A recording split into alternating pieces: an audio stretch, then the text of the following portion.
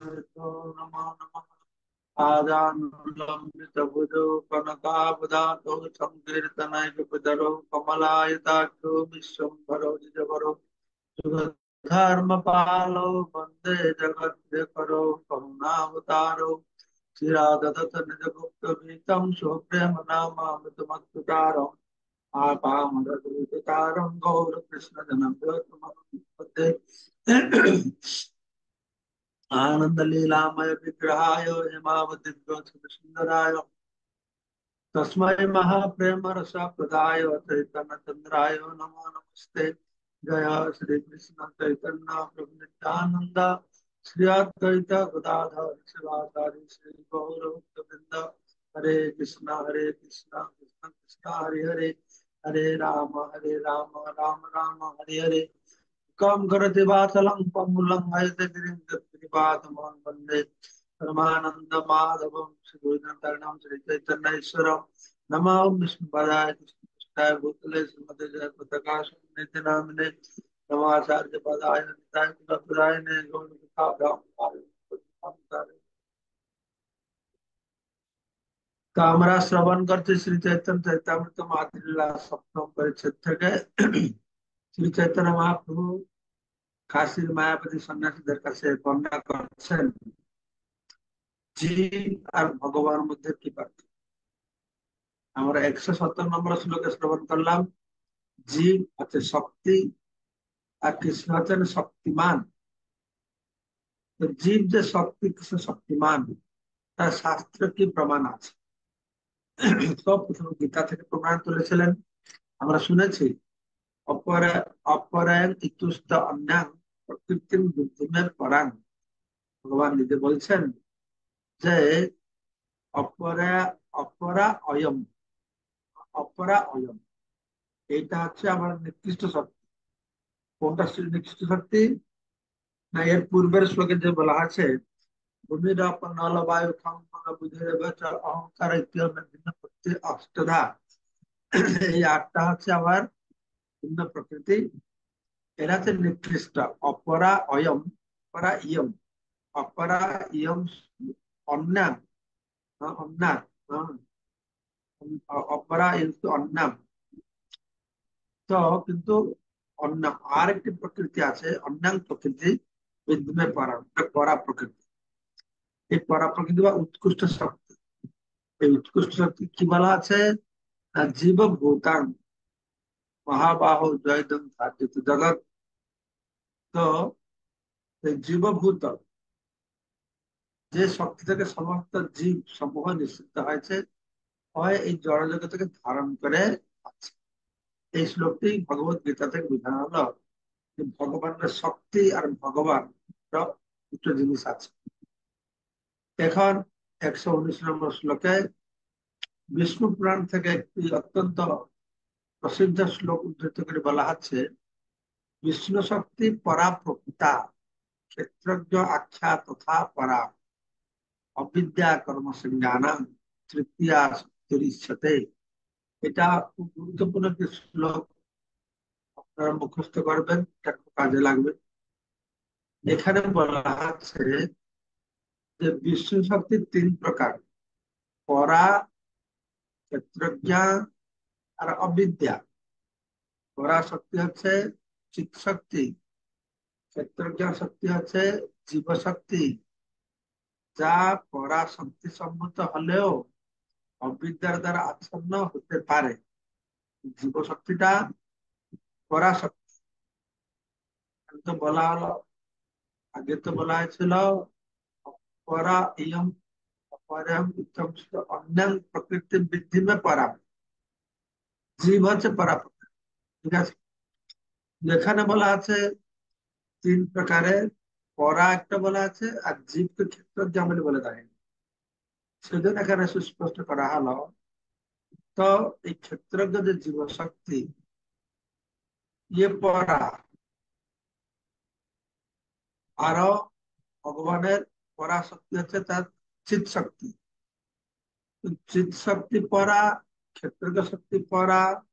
তাহলে এদের কি পার্থক্য আছে? না, এই যে ক্ষেত্রজ্ঞ শক্তিকে আমরা পরা বলছি, ক্ষেত্রজ্ঞ শক্তি পরাশক্তি সম্মত হলেও এটা অবিদ্যা দ্বারা আচ্ছন্ন হতে পারে। ঠিক আছে। তৃতীয় শক্তিটি হচ্ছে কর্ম সংজ্ঞা রূপা অবিদ্যা শক্তি অর্থাৎ মায়া শক্তি। মায়া শক্তি। তো विश्व तीन प्रकार शक्ति तृतीया 3 नंबर शक्ति। 3 प्रकार शक्ति कथा बोला। तो विष्णु शक्ति परा भगवान पराभक्त भगवान श्री विष्णु शक्ति है परा पराशक्ति। क्षेत्रज्ञ এই পরাশক্তি হচ্ছে করে চিৎ শক্তি। এটাকে আমরা অন্তরকা শক্তি বলতে পারি, যোগমায়া বলতে পারি, ইন্টারনাল পোটেন্সি বলতে পারি। ঠিক আছে। তারপর হচ্ছে ক্ষেত্রজ্ঞ আখ্যা তথা পরা। ক্ষেত্রজ্ঞ আখ্যা, তারপরে আছে ক্ষেত্রজ্ঞ। ক্ষেত্রজ্ঞটা কে? একটা হচ্ছে পরাশক্তি, আর একটা হচ্ছে ক্ষেত্রজ্ঞ শক্তি হচ্ছে জীব শক্তি বা তটস্থ শক্তি। এটাও পরা, পরা মানে এটাও চিৎ শক্তি। কিন্তু এটা সমস্যা আছে, এটা মায়ার বশীভূত। অবিদ্যা কর্মসংজ্ঞা না, কেননা এই যে ক্ষেত্রজ্ঞ আখ্যায়িত ক্ষেত্রজ্ঞ নাম যে শক্তি, এটা মাঝে আছে। একদিকে বিষ্ণু শক্তি চিৎ শক্তি পরাশক্তি, আর একদিকে মায়া অবিদ্যা মাঝে আছে। তো থাকা ধরুন তটস্থ শক্তি বলা আছে। এ কখন কখন পরাশক্তির অধীনে থাকে, কখন কখন মায়া বিদ্যার অধীনে থাকে। পরা তথা পরা, তেমনি ক্ষেত্রজ্ঞ আখ্যা তথা পরা। বিষ্ণু শক্তি পরাপ্রক্তা, বিষ্ণু শক্তি হচ্ছে চিৎ শক্তি, ক্ষেত্রজ্ঞ আখ্যা তথা পরা। তারই মতো নেই যে ক্ষেত্রজ্ঞ জীব শক্তি, সেও পরা, সেও চিন্ময়, কিন্তু সে মায়ের অধীন হয়। আর এটা হচ্ছে কি তৃতীয়া শক্তি অবিদ্যা কর্ম সংজ্ঞানাং, অবিদ্যা সকাম কর্ম অবিদ্যার বশীভূত হয় না। অবিদ্যা হচ্ছে অবিদ্যা, এইটাই একটা মায়া, এটা তার তৃতীয় শক্তি। প্রভুপাদ বহুত বিস্তৃত তাৎপর্য দিয়েছেন, কয়েকদিন লাগবে, আমরা শুনবো, শুনে ডিটেল এ সম্পর্কে জানবো। তো এই যে শ্লোকটি বিষ্ণু পুরাণ 6, 7, 61 নম্বর শ্লোক, ভগবত গীতা থেকে উদ্ধৃত পূর্ববর্তী শ্লোকে প্রতিপন্ন হয়েছে যে জীব ভগবানের শক্তির অন্তর্গত। এটা সব সময় আপনি সুস্পষ্ট করবেন। জীব হচ্ছে শক্তি, ভগবান হচ্ছেন শক্তিমান। জীব হচ্ছে প্রকৃতি, ভগবান হচ্ছেন পুরুষ। ঠিক আছে। যদি শক্তি শক্তিমান অভিন্ন একসঙ্গে থাকে, তাদের দুজনের আইডেন্টিটি আলাদা। ভগবান শক্তিমান এবং তার বহুবিধ শক্তি রয়েছে। আমরা পূর্ব শ্লোকে বললাম জীব ভগবানের শক্তি, এটাকে পরাশক্তি বলা হলো, উৎকৃষ্ট শক্তি বলা হলো। অপর ইয়ম অপরায়ম অপর শক্তি হচ্ছে নিকৃষ্ট শক্তি, সেটা বলা হলো। আর আবার শাস্ত্রে বলা হচ্ছে পরাশ শক্তি বিধই বা সুয়। ভগবানের ভগবান যে শক্তিমান, তার বহুবিধ শক্তি আছে, বিবিধই বা সুয়তে। এখন বিষ্ণু পুরাণ থেকে উদ্ধৃত করে বলা আছে এই শ্লোকের, উদ্ধৃত করে বলা আছে কিভাবে সেই ভগবানের শক্তিমান, তার শক্তি বহু প্রকারের, বিভিন্ন প্রকার শক্তি রয়েছে, কিন্তু তাদেরকে 3টি শ্রেণীতে ভাগ করা হয়েছে। ভগবানের অনন্ত শক্তি রয়েছে, তাকে 3 ভাগে বিভক্ত করা হয়েছে। চিৎ শক্তি, তটস্থ শক্তি আর বহিরঙ্গা শক্তি। চিৎ শক্তি, তটস্থ শক্তি, বহিরঙ্গ শক্তি। এই চিৎ শক্তিকে বলা হলো পরাশক্তি। জীব শক্তি কে বলা হলো ক্ষেত্রজ্ঞা, এখানে বলা আছে ক্ষেত্রজ্ঞা। এটা হলো উম, উম, এটা তটস্থ শক্তি। আর যেটা হলো অজ্ঞান কর্মসংজ্ঞা, এটা অবিদ্যা, এটা হলো বহিরঙ্গ শক্তি। চিৎ শক্তি চিৎ জগতে প্রকাশিত। চিৎ শক্তি অন্তরঙ্গা শক্তি, আর এটা হচ্ছে বহিরঙ্গ শক্তি। চিৎ শক্তি কোথায় কাজ করে? না, চিৎ জগতে কাজ করে। আর কোথায় কাজ করে? ভগবান যখন এই জগতে আসেন, তখন এই অন্তরঙ্গ শক্তি দ্বারা, স্বরূপ শক্তির দ্বারা তার কার্যগুলো সমাহিত হয়। কৃষ্ণের নাম রূপ গুণ লীলা পরিকর আদি সবকিছু চিনব, এটা আগে আমরা শ্রবণ করেছি। যে কৃষ্ণের যে শুধু চিনব তা নয়, তার নাম রূপ লীলা গুণ, তার ভক্ত, তার পরিকর, তার স্থান, এই সব হতে চিনব। সে সম্পর্কে ভগবদ গীতায় বলা হয়েছে, চতুর্থ অধ্যায় ষষ্ঠ শ্লোকে, অজ পিশন অপয়াত্মা ভূতানাম ঈশ্বর পিশন প্রকৃতির সংগতিষ্ঠায় সম্ভবামি আত্মায়া। তো ভগবান যে অধিষ্ঠিত আছেন, সে মায়া, আর জড় জগতে যে মায়া। তো ভগবানের যে অধিষ্ঠান মায়া কিরকম মায়া? আত্মমায়া। আত্মমায়া, যেটাকে আমরা স্বরূপে, তার মায়া মানে কি? মায়া শব্দের অর্থ শক্তি। মায়া শব্দের অর্থ অনেক রকমের আছে। আমি ইংরেজিটা বই প্রকাশ করেছি মায়া বলে, পড়বেন যারা ইংলিশ জানেন, দারুণ ইনফরমেশন দেওয়া হয়েছে। মায়া মানে শক্তি, মায়া মানে যা নয়, মায়া মানে জ্ঞান, মায়া মানে বুদ্ধি, মায়া মানে দয়া। অনেক ব্যাখ্যা দেওয়া আছে। তো ভগবান এই শ্লোকে বলছেন ভগবত গীতায়, যদিও আমি জন্মরহিত এবং আমার চিন্ময় দেহ অব্যয়, যদিও আমি সর্বভূতের ঈশ্বর, তবুও আমি আমার অন্তরঙ্গ শক্তিকে আশ্রয় করে স্বীয় মায়ার দ্বারা আমি আমার আদি চিন্ময় স্বরূপকে যুগে যুগে স্বরূপে যুগে যুগে অবতীর্ণ হয়। শ্লোকের অর্থটা বলা হবে, বলা হচ্ছে অজ অপি। অপি মানে হলেও, অজ মানে যার জন্ম নেই। আমি জন্মরহিত হলেও, অজ অপিসর অব্যয়, আমার শরীর অব্যয়, ব্যয় হয় না। চিন্ময় দেহ, তার কোনদিনই পরিবর্তন হয় না। অব্যয়, অব্যয়াত্মা। তো তিনটে জিনিস বলা হলো, অজ, অব্যয়, ভূতানাম ঈশ্বর, সমস্ত সর্বভূতের ঈশ্বর তিনি। তা সত্ত্বেও আমি যুগে যুগে অবতীর্ণ হই। এই অবতীর্ণটা কিভাবে হবে? জীব জগতে জন্ম লাভ করে আমিও, আমারও জন্ম হয়, কিন্তু আমার জন্মকর্ম হচ্ছে দিব্যাম। আমার জন্মকর্ম সাধারণ জীবের মতন নয়। সাধারণ জীবের জন্মকর্মটি কিরকম? তাদের জন্মকর্ম হচ্ছে প্রকৃতির গুণের দ্বারা প্রভাবিত হয়, নিজের পূর্ব কর্ম অনুসারে তারা ফল ভোগ করবার জন্য ভগবান তাকে এক একটা শরীর দেয়। ভগবান যখন আসেন, তিনি মহামায়ের প্রভাবে নয়, গুণের প্রভাব নয়, তিনি স্বস্বরূপে তার অন্তরঙ্গ শক্তির দ্বারা তিনি ব্রহ্মাণ্ডে অবতীর্ণ হয়ে থাকে।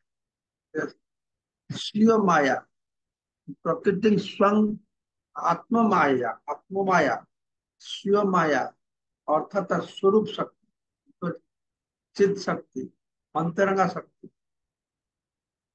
তার দ্বারা তারকে আশ্রয় করে সে নিজেকে এই জগতে প্রকট হন। অর্থাৎ মানে কি হচ্ছে, যে নহং প্রকাশ সর্বস্ব যোগমায়া সমাবৃত, আমি সবার কাছে প্রকটিত হয় না, যোগমায়া নিজেকে ঢেকে রেখেছি।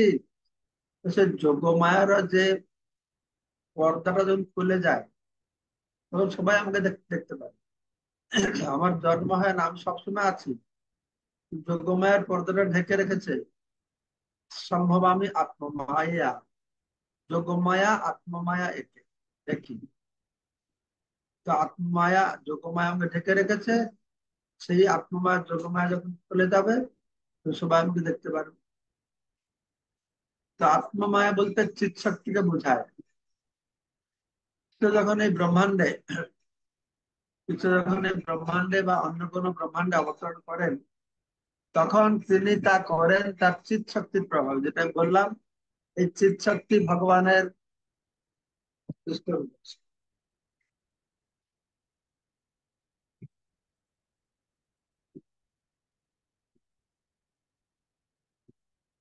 এই চিৎ শক্তি আমি বললাম দুটো কাজ। এটা চিন্ময় জগৎ চিৎ শক্তি দ্বারা পরিচালিত হচ্ছে। আর এখানে প্রপাত বললেন যদি ভগবান এই জগতে আসেন, অবতীর্ণ হন, তার সমস্ত ক্রিয়াকলাপ এই চিৎ শক্তির প্রভাবে হয়। আমরা জন্মগ্রহণ করি জড় প্রকৃতির নিয়মে কর্মফলের বন্ধন অনুসারে। একটু আগে বললাম আমাদের জন্ম ভগবানের জন্ম মধ্যে এটাই পার্থক্য। আমাদের জন্ম যে জড় প্রকৃতির নিয়ম অনুসারে পূর্ব কর্মফল ভোগ করতে আমরা আসি। পূর্ব বাসনাকে চরিতার্থ করতে ভগবান একটা শরীর আমাদেরকে প্রদান করেন, যন্ত্রধারী মায়া, যেখানে যন্ত্র আরূঢ় করেন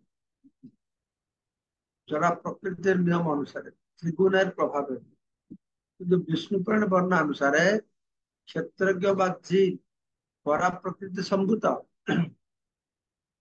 শিবটাও চিন্ময়।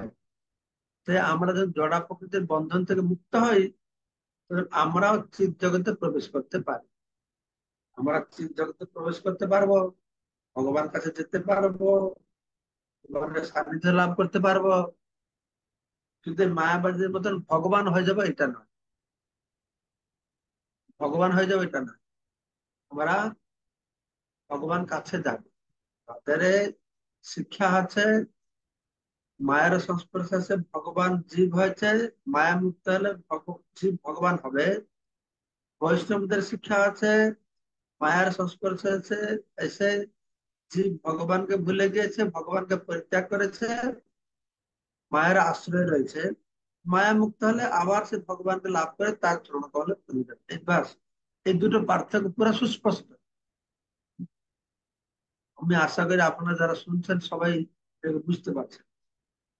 জড়া প্রকৃতি হচ্ছে অবিদ্যা শক্তি বা চিৎ জগৎ সম্বন্ধে সম্পূর্ণ অজ্ঞান। এই জড়া প্রকৃতি মায়া প্রকৃতি বহিরঙ্গা শক্তি, হ্যাঁ, এটাকে অবিদ্যা বলা হয়। অবিদ্যা মানে কি? অবিদ্যা মানে তার নিজের স্বরূপের সম্পর্কে জানে না, ভগবান স্বরূপের সম্পর্কে জানে না, চিৎ জগৎ সম্পর্কে জানে না। জড়া প্রকৃতি আমাদের চিৎ প্রকৃতির সম্পূর্ণ বিপরীত।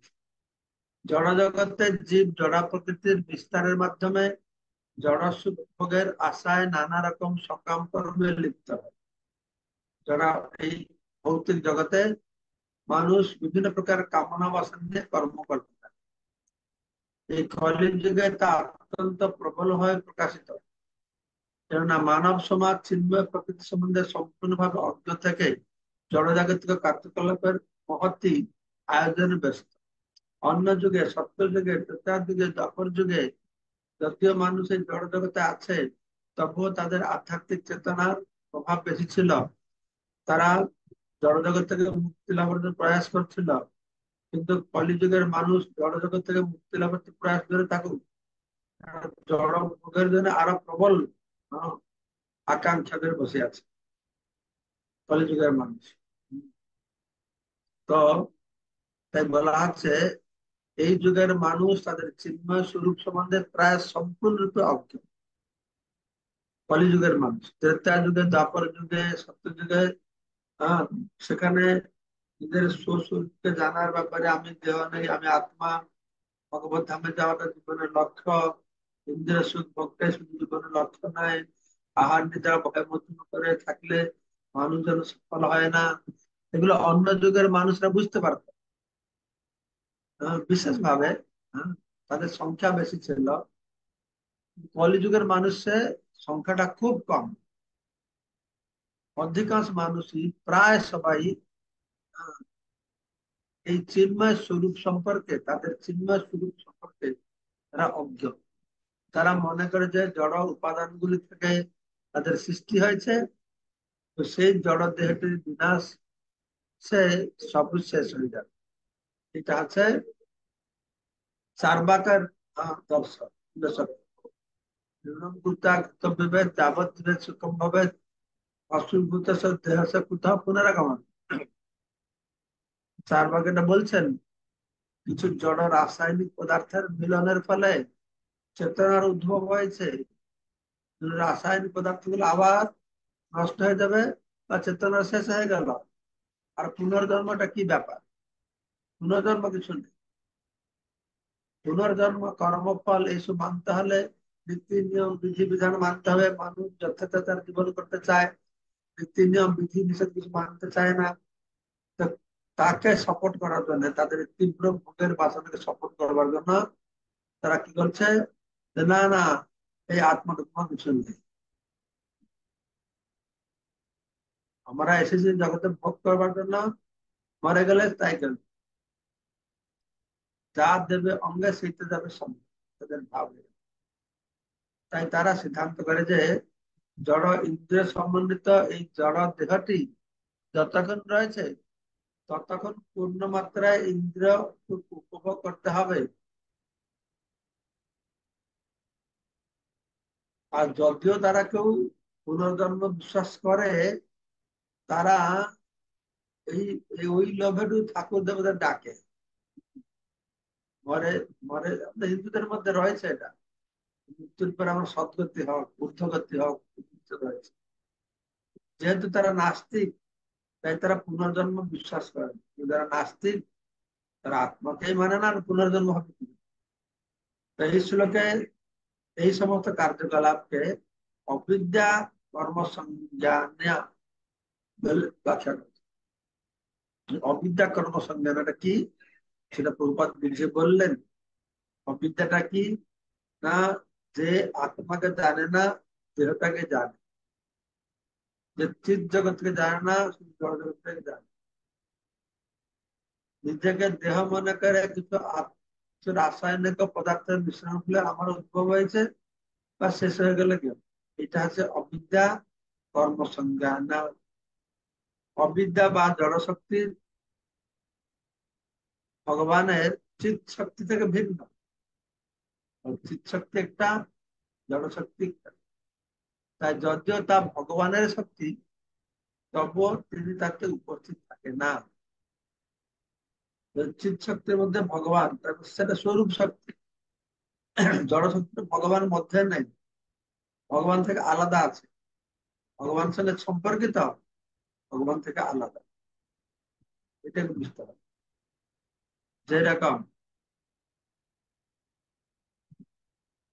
সূর্য, সূর্য গরমের কারণ, আর সূর্য ঠান্ডারও কারণ। ভগবত গীতার 9 অধ্যায় 4 নম্বর শ্লোকে ভগবান বলছেন, মতস্থানি সর্বভূতানি, সবকিছু আমাকে আশ্রয় করে বিরাজ করেন। মতস্থানি সর্বভূতানি, সবাই আমাকে আশ্রয় করে রয়েছে। এই যুক্তি থেকে স্পষ্ট ভাবে প্রতীয়মান হয় যে সবকিছু ভগবানের শক্তিকে আশ্রয় করে রয়েছে। মতস্থানি সর্বভূতানি, আমি তেসু অবস্থিত, আমি তাদের মধ্যে, তাদেরকে আশ্রয় করে নেই, তারা আমাকে আশ্রয় করে আছে। তো এই উক্তি পুরা বোঝা যাচ্ছে যে ভগবান, সবাই ভগবানের আশ্রয় রয়েছে। এ অনেক কথা বলা হয়েছে, অহং সর্বস্ব প্রভব মধ্যম। হ্যাঁ, সবাই আমার থেকে সৃষ্টি হয়েছে, আমি সবকিছু উৎস, বহু বহু শাস্ত্র প্রমাণ দিচ্ছে এই ব্যাপারে। যেমন গ্রহ নক্ষত্র গুলি মহাশূন্যে আশ্রয় রয়েছে, যাহা হচ্ছে কৃষ্ণের জিজ্ঞা শক্তি দৃষ্টান্ত দিচ্ছে। ভগবান যে বলছেন সবকিছু আমার আশ্রয় রয়েছে, মানে অবস্থানে আমাতে অবস্থান করে রয়েছে, মানে কিরকম রয়েছে না, গ্রহ নক্ষত্র গুলো যেরকম মহাশূন্যকে আশ্রয় করে রয়েছে, ঠিক সেরকম সবকিছু ভগবানের মধ্যে রয়েছে। কেননা ভগবান সর্বব্যাপ্ত, আকাশ সর্বব্যাপ্ত, তার মধ্যে গ্রহ নক্ষত্র রয়েছে। তো ভগবান সর্বব্যাপ্ত, তার মধ্যে সব অবস্থান করছে। তো ভগবত গীতায় কৃষ্ণ বলছেন, ভূমিরাপনম নলবায়ু কম্পনম দিরেবচ অহংকার ইত্যমে ভিন্ন প্রকৃতি অষ্টধা। ভূমি, জল, আগুন, বায়ু, আকাশ, মন, বুদ্ধি, অহংকার, এই 8টি উপাদান দিয়ে আমার ভিন্ন প্রকৃতি গঠিত হয়েছে। এটা ভিন্ন প্রকৃতি। আপাত দৃষ্টিতে মনে হয় যেমন ভগবানের ভিন্ন প্রকৃতি স্বতন্ত্র ভাবে ক্রিয়া করে। যেখানে বলা হয়েছে যদিও এই শক্তিগুলি অবশ্যই বাস্তব, কিন্তু সেগুলি ভিন্ন মাত্র, স্বতন্ত্র নয়। তো ভিন্ন প্রকৃতি অষ্টধা, এই যে জড়া প্রকৃতিটা মনে হচ্ছে এটা যে আলাদা, স্বতন্ত্র ভাবে কাজ করে, কিন্তু না, এটা ভগবানের শক্তি, ভগবান সঙ্গে যুক্ত আছে, স্বতন্ত্র নয়। ভগবান দ্বারা নিয়ন্ত্রিত হয় পরোক্ষভাবে। প্রভুপাদ দৃষ্টান্ত দিচ্ছেন যে সাধারণ নাগরিক, সে সরকার দ্বারা নিয়ন্ত্রিত। যারা জেলে কয়েদি আছে, সে জেলে কয়েদি সরকার দ্বারা নিয়ন্ত্রিত।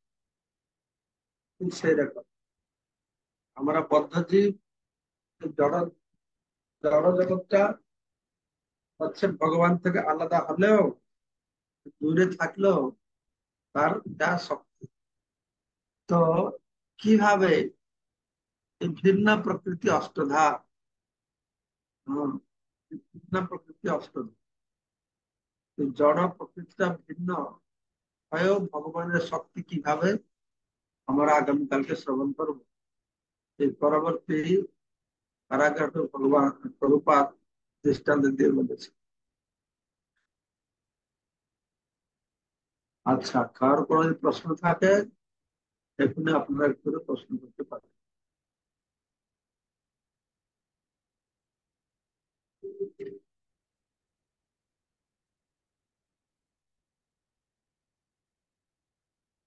কোনো প্রশ্ন নাই, সিধা না কোনো প্রশ্ন আছে?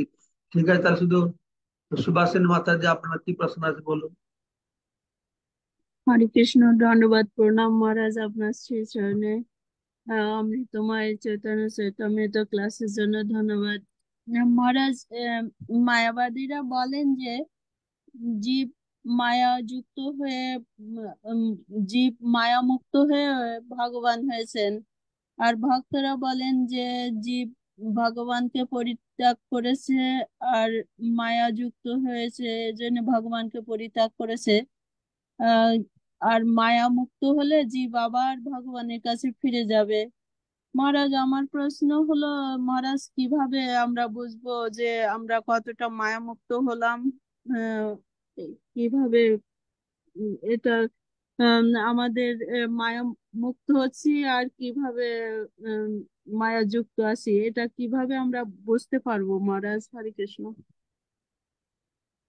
যখন আপনার মন সবসময় ভগবান থেকে দৌড়াবে, অর্থাৎ ভগবানের কথা শুনতে ব্যগ্রতা আছে, ভগবানের কথা শুনবো, ভগবানকে দর্শন করবো, ভগবান প্রসাদ করবো, প্রসাদ পাবো, বিষয়তে যেই মত প্রীতি আছে আমার, সেই মতো প্রীতি হোক চরণে তোমার। তখন তো আমি বুঝতে পারবো আমার কি প্রজ্বল করতে ভালো লাগছে, না প্রজ্বল করলে বিরক্তি লাগছে। কৃষ্ণ কথা শুনি, মন লাগছে কৃষ্ণ কথা শোনার জন্য। আমার জব করতে করতে মনে এদিকে দিকে দৌড়াচ্ছে, না অন্য কাজ করতে করতে কাজে মন লাগছে, আমার ভগবান নামে জব মন লাগছে।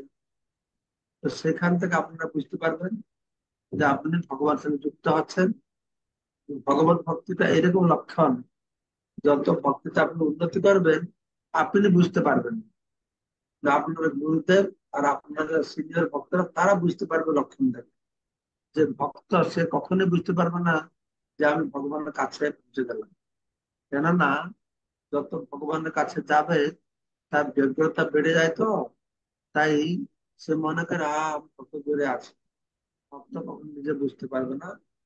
তবুও আপনি নিজেকে নিজে পরীক্ষা করে বুঝতে পারবেন আপনার কি বৈষ্ণব অপরাধের প্রবণতা কমেছে, হরিকথা শ্রবণের কথা প্রবণতা বেড়েছে, জপের সময় কি ঘুম লাগছে না, প্রসাদ ছাড়া আর কোনো কিছু খেতে ইচ্ছা হয় না, বাস তার মানে আপনি ভগবান থেকে যুক্ত হয়েছে।